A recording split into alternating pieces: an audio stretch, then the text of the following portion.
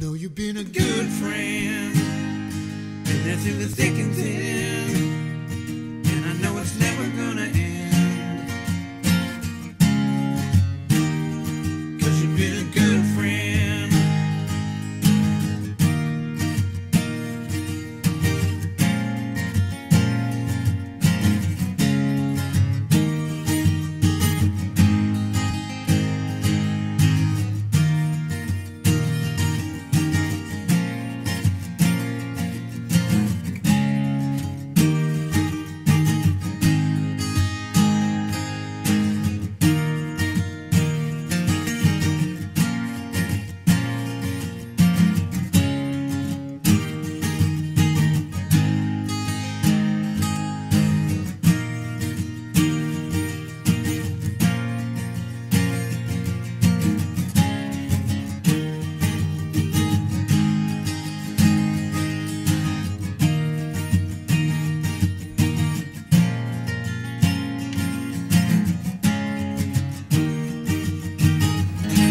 Nesta segunda parte de nossa conversa a respeito da inexistência do centro, centro-esquerda, centro-direita, e que de fato só existe no universo essas duas forças, o bem e o mal, e que elas estão se degladiando e se batalhando desde antes da criação, portanto, antes do universo ser criado, quando não havia a matéria tridimensional, a matéria física, a guerra entre as forças do bem e do mal já tinha ocorrido, que é o que a Bíblia chama da grande batalha entre os anjos de Deus e os anjos das trevas. Então isso já existia, e essa batalha continua e continuará até a volta de Jesus,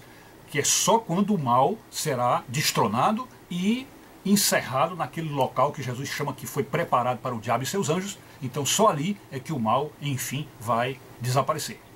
Então, como vínhamos falando, fomos burros, fomos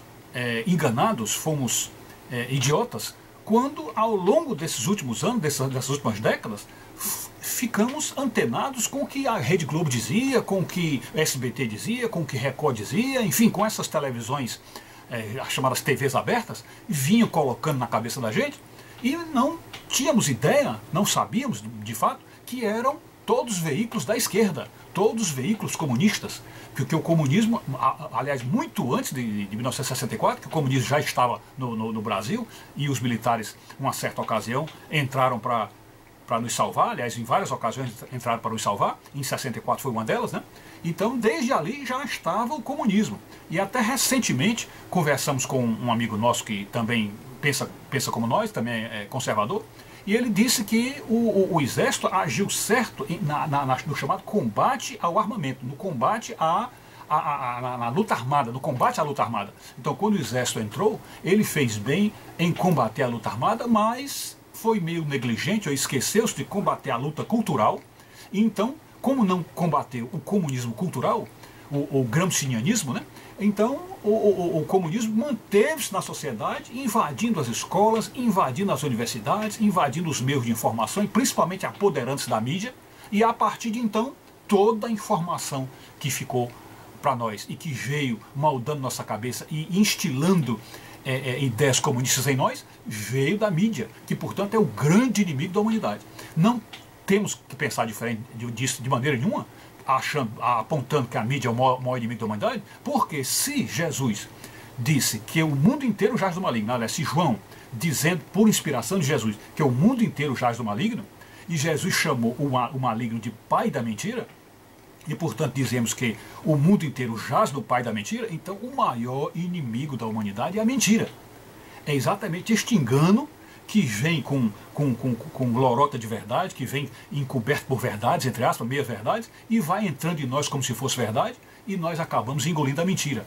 Portanto, tudo que nós temos sabido a respeito do mundo, principalmente das vantagens da esquerda, dos benefícios das esquerdas, são tudo mentira, porque a ideia que eles têm toda, e o que eles de fato querem no mundo, é implantar uma ditadura global comunista, de um só partido, de uma só visão, onde todos os bens são carreados para eles e o resto do mundo que se lixe. É somente isso que eles querem. E nós podemos ver como modelo do governo que eles querem o modelo cubano, o modelo venezuelano e de todos esses países que você observa, e nós sabemos pela história, que quando entrou o comunismo, a desgraça também entrou, e o povo passou a sofrer, e, portanto, vem aí toda a opressão do mundo por causa disso. Então, como agora sabemos que o grande inimigo é a mentira, e, portanto, é a mídia quem faz o papel do grande inimigo, é o grande tentáculo da esquerda, então nós agora podemos ter certeza de que, para poder termos conhecimento da verdade, das coisas do bem e das coisas de Deus, precisamos não ouvir a mídia, tapar os ouvidos para a mídia, não assistir absolutamente nada. E graças a Deus, aqui vem um outro exemplo de Deus entrando na batalha, graças a Deus, Deus está mantendo a mão sobre a internet e permitindo que a internet seja livre como ela tem sido, sem censura, de tal maneira que na internet as pessoas realmente podem ouvir a verdade, sem a manipulação da Globo, sem a manipulação das TVs abertas, e nós então podemos ter um pouco de verdade, conhecer um pouco mais a esquerda, podemos ouvir um José Márcio Castro Alves, podemos ouvir um Olavo de Carvalho, enfim, temos condição de ter acesso a essa fonte de informação maravilhosa, e até temos que dizer que às vezes essa informação maravilhosa e preciosa que vem de um Olavo de Carvalho não vem nem mesmo das igrejas, porque tanto quanto frequentamos a igreja católica como no tempo que frequentávamos a igreja protestante, não víamos pastores falando sobre isso. Não vemos hoje raríssimos padres falarem sobre isso, padres que abrem a boca para defender o conservadorismo, para defender o anticomunismo, para lutar em favor das direitas, do conservadorismo em si, praticamente não tem. Até temos tido decepções por assistirmos vídeos dentro da internet de padres dizendo coisas absurdas, por exemplo, falando mal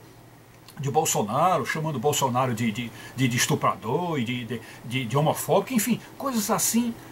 horríveis, não horríveis propriamente no que está dizendo, mas na mentira, por serem padres mentirosos. E, portanto, mostra que a mentira ela entra na garganta mesmo de homens tidos por Deus, assim, homens supostamente de Deus. Então a mentira de fato é a grande arma do demônio, e quando ela vem então da boca de um religioso, da boca de um pastor, de um padre, aí é que a coisa fica,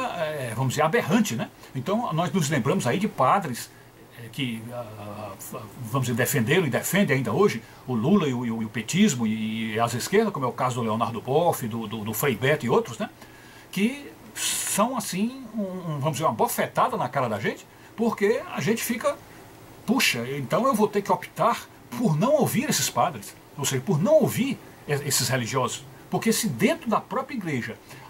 vem vozes falando as mentiras do diabo para enganar a população, então nós temos que começar a ouvir gente de fora. Lembra até aquela passagem onde Jesus disse que falando com os judeus, se os judeus não aceitaram o convite dele para o grande banquete, Jesus ia sair pelas ruas aí chamando os aleijados, os pobres, os humildes,